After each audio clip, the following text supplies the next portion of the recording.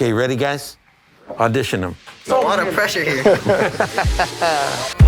My name is Nick Barili, and I'm traveling the country to sit down with some of the biggest Latinx artists in places that are meaning to them and help tell their stories. We'll talk about their journeys and careers and explore issues of identity, culture, discrimination, and representation.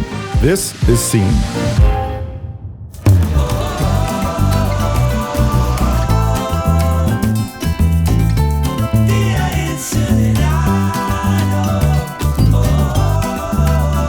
I'm back in LA, driving through Bell Gardens on my way to Bell Gardens Intermediate to meet Mr. Olmos. He actually played a huge role in the movies that affected me through my adolescence and childhood. Stand and Deliver, Mi Familia, and Selena were all movies that made me feel proud to be Latino. Mr. Olmos chose Bell Gardens Intermediate as a place for us to meet because it's one of the schools that his program, YCP, Youth Cinema Project, is actually heavily involved in integrating film studies into public school curriculum. So excited to talk to the kids and Mr. Olmos. Mr. Olmos, hello, un placer y honor. Thank you for your time. You're welcome, man. Do you mind if we take these off? I got my booster and all my other shots. Same, yeah. same. So of all the places in LA, this is the one you picked. Why is this place special to you? This school district, the Montebello Unified School District, has been one of the most prolific school districts we've had for this program. I wish we had this when I was growing up, because for me, when I moved to this country not speaking English, I became really introverted. I was a kid at the back of the class who didn't say much, who was shy to open up my mouth. So I think talking and writing and those things can be a challenge for someone whose English is a second language. We internalize it. It questions our self-worth. It plays into so many different layers. All of our students end up with a much stronger sense of self-worth when they're done with this program. We start in the 4th grade. We tried it at a younger age, but they weren't quite ready yet. 1st grade, everybody loves school. 2nd grade, you're starting to learn stuff. Whether you speak the language you don't, you're still involved. 3rd grade becomes the grade where they start to read and write. And so if you speak another language first, and you're not quite up to speed. So that wasn't the place where we should be at that moment. Where we needed to catch them is in the 4th grade, when they had now lost their sense of balance and they were like feeling less than who they are. And we bring them into this program and they excel. I can honestly tell you that what we've been able to understand will make you cry. It brings a sense of emotion because you're standing there looking at kids. If you saw them just before they got into the program and you see it during the program, you would sit there and go, my God, these kids are so communicative. Of course, you're making a movie. Right. You have to. You have no choice. Yeah. One's a director, one's a producer, one's the writer, one's the camera person, and basically you find yourself inside of this making a movie. And they all have their stories. We're not teaching them out of a book. They're teaching us out of their stories. Let's go in the classroom. I'd love to.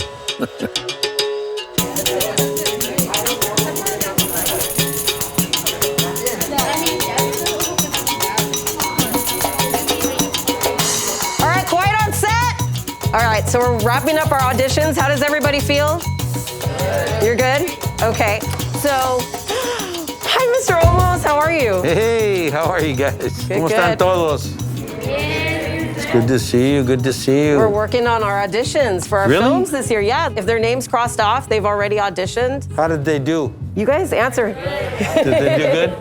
I'm very proud of you guys. Are they all in the program? These are our YC peeps. This is my good friend, Nick. He's actually doing an interview on me for the Academy of Motion Picture Arts and Sciences. And you're... I'm assistant director for the house. You're assistant director. You're... I'm the producer. Producer. I'm the director. Congratulations, man. And you're... I'm auditioning. Oh, right now? For the role of Andres. Well, you want to do it? No pressure. There's a lot of pressure here. Okay, ready, guys? Audition them. This is a robbery. Get down. Jackson, hurry up, set up the communication. Dre, hurry up and set up the drilling equipment. Can't you see we're doing just that? Besides, what are you doing from just sitting there? Hey, don't talk back to me. I'm your leader. Respect me. How did you feel about that one? Yeah, no. I liked it. Overall, great job. Excellent.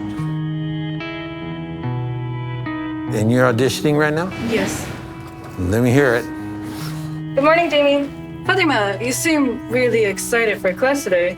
Wait, is there a free period today? No, silly. Today, Professor Ren is going to announce the final project of the semester. Oh, you had to remind me. It's not that bad. I've already organized my whole schedule to fit in with the assignment. How can you be so organized? I loved it. You did really good. I just feel like you should have a bit more movement when you're like, oh, you had to remind me. That's good. I think maybe take this was good. Have you directed before? No. It's your first time. How do you like it? I really like it because I feel like I can make the actors like have a better performance. Like when they come in, they're good, but I kind of want to give them like adjustments on how they could be way better and on top of it and really good. I just want to thank all of you very much for everything you guys are doing. You guys are truly the future. And whether you become filmmakers or you don't become filmmakers, that's not the issue. The issue is that you've gotten the opportunity to understand yourselves, your stories, and you've learned self-esteem, self-respect, and self-worth. Congratulations, all of you. I'm very proud of you. All right, give yourselves a round of applause. We'd love to continue the conversation. Let's sit down. Perfect.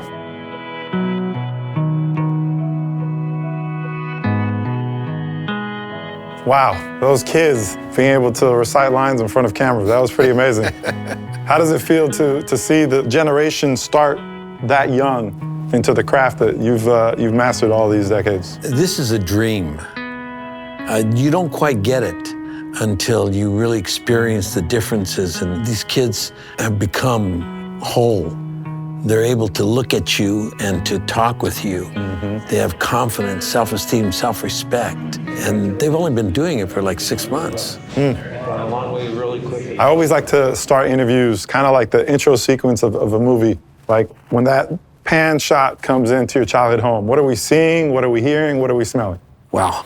I come from the Ellis Island of the West Coast. That's what it's called. So my background came from being just a kid in East L.A.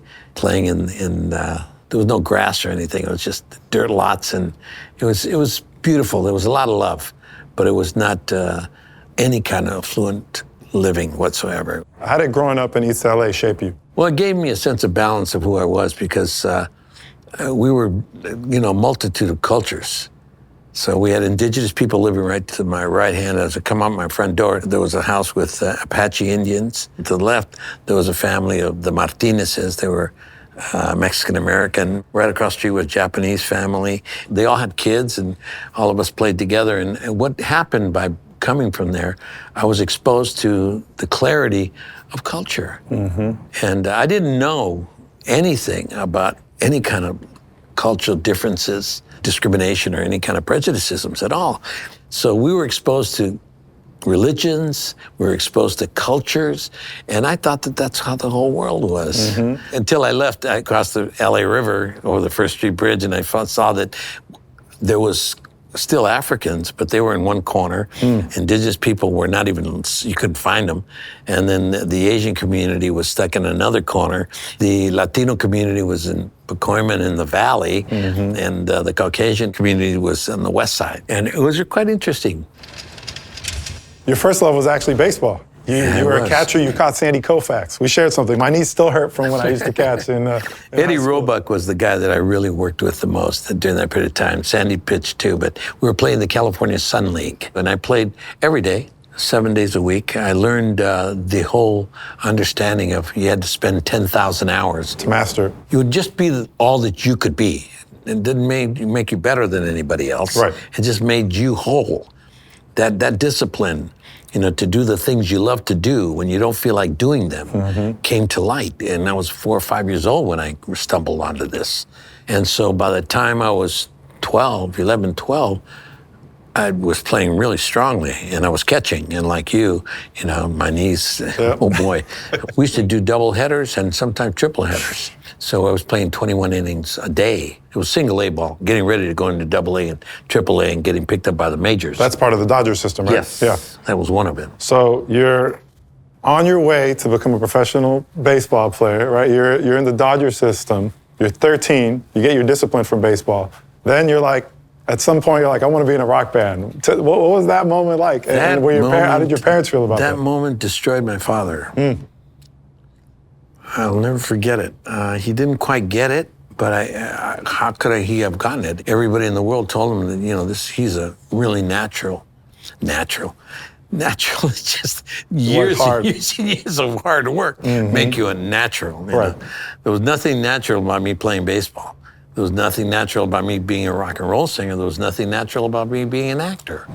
What drew you to rock and roll? What was it about rock and roll that it was the rhythm, the intense rhythms and the feeling that you got listening to it. My father, who was a very good dancer, and my mother was too, but he was for me a great asset of understanding because he could move. And so we would clean the house and stuff. He'd put on Pres Prado, or he'd put on Tito Puente, he'd put on all the great Latin music, you know, that there was. And while he was cleaning, we were cleaning and stuff, he would move. And so we would see him moving, and we'd start to move. We were dying of laughter, because when you're a little kid and you're doing all these things you never did before, but you're moving to the music. So he got me into music. And that's what happens when you get exposed to certain things. It changes your perspective on life. So in 1960, I was playing baseball every day, 7 days a week. But then I realized that, shit, you know what? I want to sing and dance. I love baseball, but I really love singing and dancing and moving. And so I went into that. The same way I played baseball, I hung up my cleats. 14 years old, I hung up my cleats. And my father lost it. And it was sad because he really got hurt by it. I didn't know how much because I was so stuck on my own world. I'm gonna go sing or dance, you know, what the heck's wrong with you, you know? But then he realized that I started doing the music like I had done baseball, and pretty soon I was performing. Couldn't sing very well, but man, could I perform. I could move and dance using my Latin and my African roots. I would perform 7 days a week. So we were constantly working. And then one day I went to audition for a play. They asked for 2 Latino actors to go up to the main stages of Los Angeles, which is the Mark Tabor, and wow, they sent me as one of the guys. And so I went, I didn't get the part, but as I was walking out, I heard a "Hey, you," and I turned around, and this lady was a young girl, and she goes, "Yeah, you, yeah, I'm talking to you. Do you want to try out for a play that we're doing?" I said, "What play?" She goes, "Do you or don't you?" I go, "Yes, I do. Yes, I do." I could see that she was like questioning why she even stopped me. And so I go, yes, I would. Thank you. She goes, "Okay, be here on Monday at 3 o'clock. So I left, came back on Monday at 3 o'clock. There was hundreds of guys there. And there was this play called Zoot Suit. So I got to do that. That was a combination of using theater, movement, singing, all of the things that I'd been doing day in and day out for years, because I've been doing theater since 1964. I got in my first acting class in East L.A. Community College. Can you speak a little bit about what went into that character? What were all the elements that came into you crafting Pachuco? Everything that I had been working towards and understanding through my life were funneled into this. I could use it in this performance. This character became capable of using it all. I mean, it was amazing what happened with that character. El Pachuco, to this day, is still profoundly one of the most beloved characters to arise on the American stage in the history of American theater. Not me saying that, that was the American Theater Wing said it. And I mean, it was the character. Granted, I was capable of handling the responsibility, which was, thank the Lord, I was ready because we really needed it. The year was 1978, and there had never been a play dealing with the Latino culture other than West Side Story. But studying the Puerto Rican in West Side Story was like studying the Polynesian in South Pacific. It wasn't meant to study the culture. It was meant to use the culture to tell a story, which was fine. This, it was the first time the culture had ever spoken. This was a culture that spoke. And then what it said was monumental. That play changed the perspectives and the understandings of the Latino culture in this country. It opened it up. How did it feel for a group of kids in East LA not only to put on for the city, but then go to Broadway and send ripples throughout the world? I mean, I read that people were coming in from like London Theater and Moscow Theater and all these different places just to see what you guys were doing. Yeah, they did. And they came when we were here in LA. And the shot was heard around the world. That's how strong the piece was. I have to give it to Luis and to Gordon Davidson. Those two giants of the American theater were the people who really created this and allowed it to be born. I read that you did 13 years of theater without getting a paycheck. Is that true? Yeah. All right, can you speak on that? Because I feel like people hear that and they're like, you have to really love something to do it for 13 years. For nothing. For I nothing. played baseball for for nothing. For nothing. I mean, you're in this rock band, you're not getting paid. You're doing theater, you're not getting paid. Like, you probably have other jobs that are paying the bills while you're. I used to deliver furniture.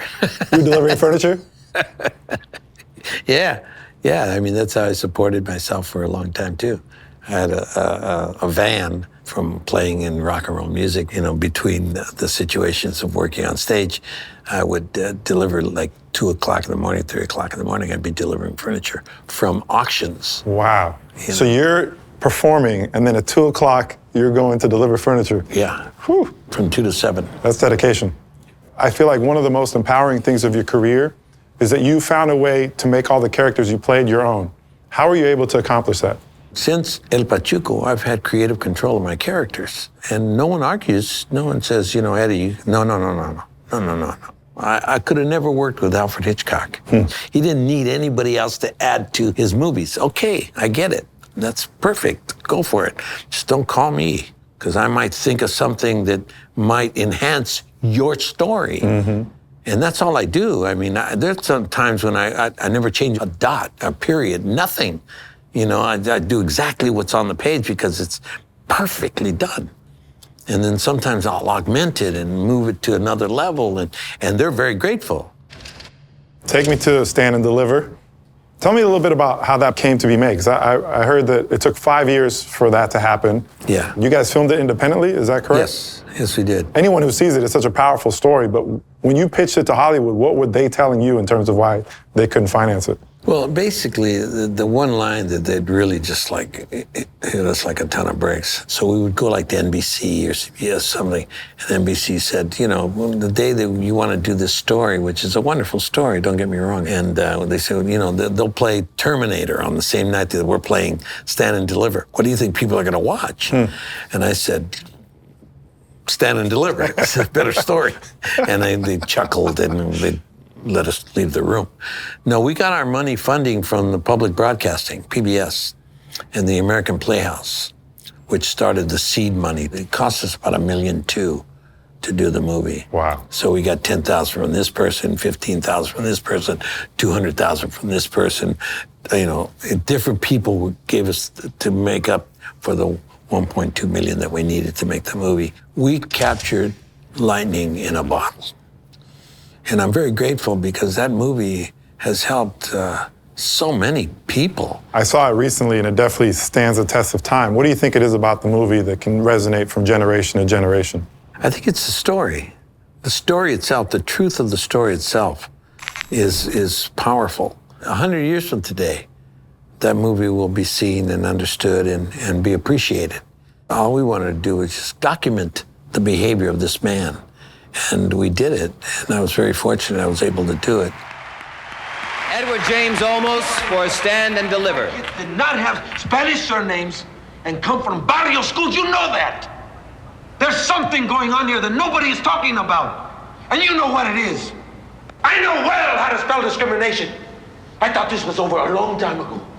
Are you doing this to my kids? My kids could teach you a thing or two, Johnny. I'm gonna call security if you can't control yourself, Escalante. Go for it. That movie, you received a nomination for Best Leading Actor. You are the only U.S.-born Latino to be nominated for Best Actor or Best Actress. In the history of the Academy. In the history of the Academy. Why do you think it's been such a struggle to get another U.S.-born Latino to that stage where they could be nominated? Latino or Latina, because it applies to both. Either way, it's just a story. The roles are what define it. And it's been very hard to get that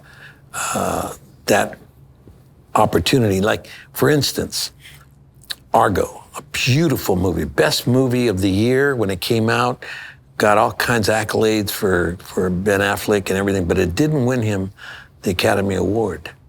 Had he used a Latino, which is what the story was about. Yeah, it was about a Mexican-American, but nobody ever knew it. Tony Mendez was the character that they portrayed, but they used his name a couple of times, but it's so thrown away that most people, you could ask them, did you know that this was a Mexican-American person of the Mexican-American culture?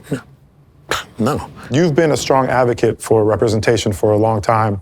Why is that important for you?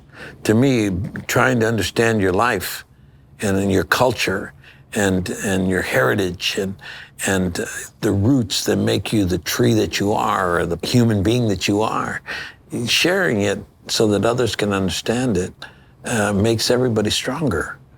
And that's why I'm a storyteller. And that's why I got into this. And that's why I stand here today telling stories and trying desperately hard to listen. Listening is the key. I listen to you, Nick. You're very, very educated in respects of knowing who and what I am. And I'm very proud of the fact that I'm being interviewed by someone who really understands who I am. And it makes a big difference. And I appreciate you doing the work that you've done to understand what you're doing here today. You don't know how seen I feel at this moment. Like I feel like it's been 25 years to get on the seat, just like you said, the 13 years of theater that no one paid you or whatever. It's like it all comes to this place right now. Yes, it does. Throughout your career, you've not only acted, you've directed, you've written stuff, you've produced. Why is it important for you to wear multiple hats? Out of a necessity to stay alive in this industry, I had to learn the full usage of storytelling, whether it be in songwriting, filmmaking, or theater. If we weren't creating it, we weren't going to be able to do it because nobody was creating it for us. Seeing what you've seen, experienced what you've experienced, what will you tell a young actor, director, writer, Latino, Latina who's watching this, who maybe hasn't seen as much of themselves represented when they turn on the streamers or go to the movies, but who wants to do it? What advice would you have for them? The strongest advice I can give any artist in any perspective of the disciplines is don't stop. Don't let anything stop you. Die doing it. Just don't stop. Success is not money. It's not fame. It's not fortune. Success is having lived your life doing what you really wanted to do and doing it to the best of your ability. That means you spend thousands of hours doing it in this lifetime. Just don't stop. Don't let anything stop you. The key is to do the things you want to do when you don't feel like doing them. So the moment you want to stop and say, this is too much, I can't take the rejection, or, no one really cares about my music, nobody cares about my movies, nobody cares about me, nobody cares about anything. I don't care about me, I don't care about myself, I'm stopping. That never can you do. You must never stop. You've had iconic roles. You helped found La Leaf, Youth Cinema, Latino Public Broadcast. We can go on and on and on and on. What's left to accomplish for you? When I pass and leave this world, I could have done way more work because I would have been offered a lot of work, more work I've been offered than I've taken. People say, why do you do that? You could have been a lot more famous and a lot richer. I said, yeah, but in essence, I wouldn't have felt the way I feel right this moment. I have movies that I'd like to make that I've been trying to make for 35 years that I still haven't been able to make, and I hope that I can make them, and if I don't, I'm going to die trying. And that's all I can tell you. Thank you for your time. Thank you for all the doors that you've opened and knocked down for generations to come. Thank you for Full Circle Moment. We're here in the classroom. Stand and Deliver was so impactful, and now we're actually in a classroom with kids and impacting a whole new generation. Thank you for all that you do. My honor, my privilege. Thank you for your kindness and your respect. It's hard to even put what just happened into words. I feel all this rush of energy coming through me. I just feel gratitude for Mr. Olmos sharing his time and the moment where he just acknowledged the research and just the the work, you know, being in this industry for 25 years, you don't really have a lot of moments like that, like where you actually feel like what I'm doing is being seen by this person that I look up to and have admired my whole life. So can't even know what the next episode is going to be and how we're going to be able to top this, but we're going to find a way to bring this level of energy to every episode that we do.